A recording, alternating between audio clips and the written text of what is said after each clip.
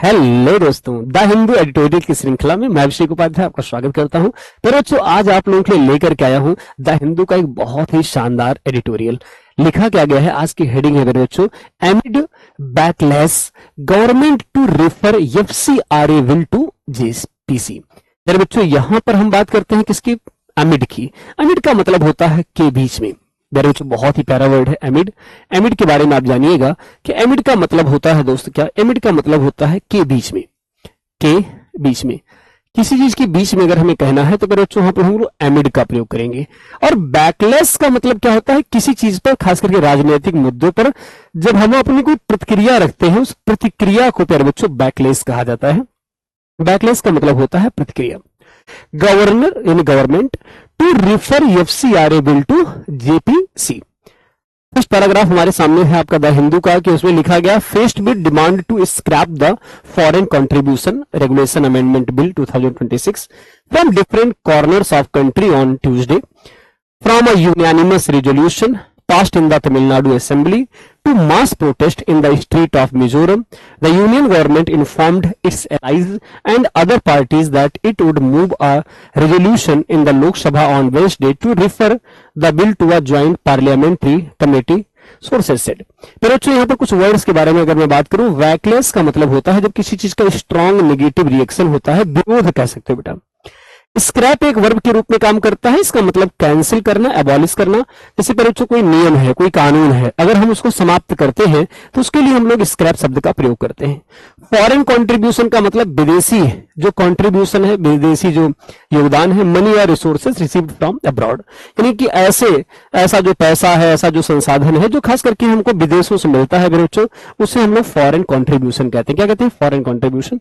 Money और resources received from abroad, ऐसा money, ऐसा रिसोर्स जो हमको अब्रॉड से मिला है, जो कि हमको विदेश से मिला है, मेरे दोस्त, उसी को हम लोग क्या कहते हैं? फॉरेन कंट्रीब्यूशन कह सकते हैं। अमेंडमेंट मतलब मेरे बच्चों क्या होता है? अमेंडमेंट का मतलब होता है संशोधन, अ चेंज और मॉडिफिकेशन इन लॉ। किसी भी नियम में, कानून में जो चेंज होता है, जो मॉडिफिकेशन होता है, उसको अमेंडमेंट कहते हैं। जैसे आपने बहुत बार सुना होगा कॉन्स्टिट्यूशनल अमेंडमेंट, यानी कि संविधान संशोधन। डिफरेंट कॉर्नर मतलब होता है विभिन्न अलग अलग क्षेत्रों की बात करते हैं, डिफरेंट कॉर्नर्स हो जाएगा। यूनानिमस मेरे बच्चों एक शब्द होता है, यूनानिमस का मतलब एकमत होता है।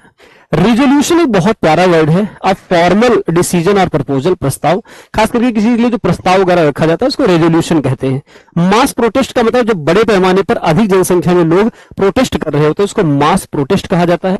यूनियन गवर्नमेंट का मतलब केंद्र सरकार। एलाइज बहुत प्यारा वर्ड है, जो सहयोगी दल है। पार्टीज और groups that support one another, यानी जैसे मान लीजिए एनडीए है, अब भाजपा की सरकार है लेकिन वो एनडीए गवर्नमेंट है, नेशनल डेमोक्रेटिक अलायंस। अब उनके साथ मिलकर के जो लोग सरकार चला रहे हैं वो सब उसके एलाइज हैं। मूव और रेजोल्यूशन मतलब होता है कोई प्रस्ताव पेश करना। रेफर मतलब होता है कि किसी के पास विचार के लिए भेजना, to send something to another body. और ज्वाइंट पार्लियामेंट्री कमेटी, जिसको जेपीसी कहते हैं, एक ऐसी कमेटी जो बनाई गई है दोनों हाउसेस से, यानी कि लोकसभा और राज्यसभा दोनों को लेकर के जो बनाई जाती है किसी मैटर के एग्जामिन के लिए, उसको जेपीसी कहते हैं। पर बच्चों, यहां पर आया कि faced with demand to scrap the foreign contribution regulation amendment bill 2026, यानी कि जहां डिमांड हो रही है कि एफसीआरए 2026 को समाप्त कर दिया जाए from different corners of the country, देश के अलग अलग हिस्सों से, ऑन ट्यूसडे यानी ट्यूसडे को। अभी अगर फ्रॉम अ यूनानिमस रेजोल्यूशन, एक ऐसा जो सर्वसम्मति से रेजोल्यूशन प्रस्ताव पारित किया गया था, passed in the Tamil Nadu assembly, जो तमिलनाडु की असेंबली में, उसकी विधानसभा में पास किया गया था। अब इसमें क्या हुआ? To mass protest in the street of Mizoram. अब यहां पर प्यारे बच्चों, इसको समाप्त करने की जो बिल की बात हुई, तो यहां पर एक यूनानिमस रेजोल्यूशन पास हुआ तमिलनाडु की असेंबली में। इसके अलावा मास प्रोटेस्ट हुआ मिजोरम की सड़कों पर।